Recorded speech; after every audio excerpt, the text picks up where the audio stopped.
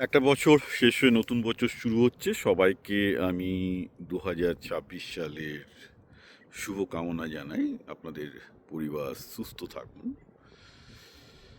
সবল থাকুন। আজকের দিনে সুস্থ থাকাটাই জীবনের সবচেয়ে বড় চ্যালেঞ্জ। মানসিক দিক দিয়ে, শারীরিক দিক দিয়ে সুস্থ থাকাটা মানুষের পক্ষে এই জটিল জীবনে ক্রমশ একটা বড় চ্যালেঞ্জ হয়ে যাচ্ছে। একটু আগে একজন একটা ক্রিটিক্যাল কেস আমাকে, মানে আমি কথাবার্তা প্রায় বলতেই চাই না কারোর সাথে, কিন্তু আমাকে একটা ফোন ধরতেই হয়েছিল। কারণ মানে একদম সুইসাইডাল কেস, আমি নাম বলছি না। তো কথাবার্তা বলে যা বুঝলাম, সেই ভদ্রমহিলার ডিপ্রেশনের একটা বড় কারণ অবশ্যই এই যে তিনি মানে হাঁটাহাঁটি পরিশ্রম কিচ্ছু করেন না, ডিপ্রেশনে ভুগছেন, খাওয়া টাওয়া নেই।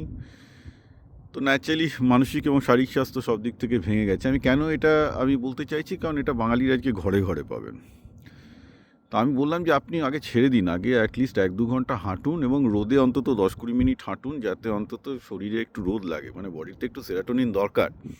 সেরাটোনিন, ভিটামিন ডি, এগুলো সব কিছুই আমাদের ওয়েলবিংয়ের সাথে জড়িত। তো আমি বলবো যে আপনারা হিন্দু, মুসলমান, বিজেপি, সিপিএম, যে যা আদর্শই হোক না কেন, আমার কারোর সাথেই কোনো শত্রুতাও নেই, বন্ধুত্বও নেই। আপনারা আগে নিজেদের শরীরের প্রতি যত্ন নিন, নিজেদের মানসিক স্বাস্থ্যের প্রতি যত্ন নিন এবং হাঁটতে থাকুন, এক্সারসাইজ করতে থাকুন। অ্যাটলিস্ট 1-2 ঘন্টা হাঁটুন। উল্টোপাল্টা জিনিস খাবেন না, তেলে ভাজা বেশি কিছু খাবেন না, প্রসেস ফুড বেশি খাবেন না। যতটা পারবেন শাকসবজি, সবুজ, পেস্টিসাইড বাদ দিয়ে খান। আগে শরীরটাকে তো সুস্থ রাখুন, তারপরে পৃথিবীতে অন্য কিছু হবে।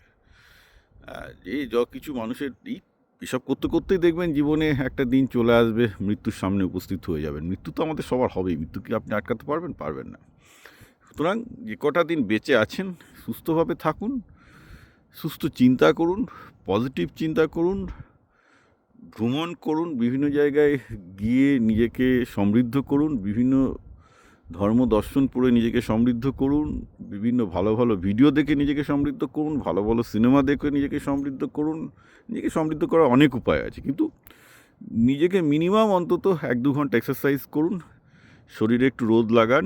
এই যেমন আমি এখন রোদের সামনে দাঁড়িয়ে আছি, এখানে এখন মানে ডিসেম্বর মাস, বাইরে বাইরে আমি এখন -3 ডিগ্রি সেন্টিগ্রেডে দাঁড়িয়ে আছি, কিন্তু তাও দেখুন -3 ডিগ্রি সেন্টিগ্রেডে আমি শুধু রোদ খাওয়ার জন্য বাইরে এসেছি। কারণ এই রোদ খেয়ে যদি একটু হাঁটতে না পারি, আমি দেখি আমার শরীর অসুস্থ হতে শুরু করে অনেক রকমভাবে।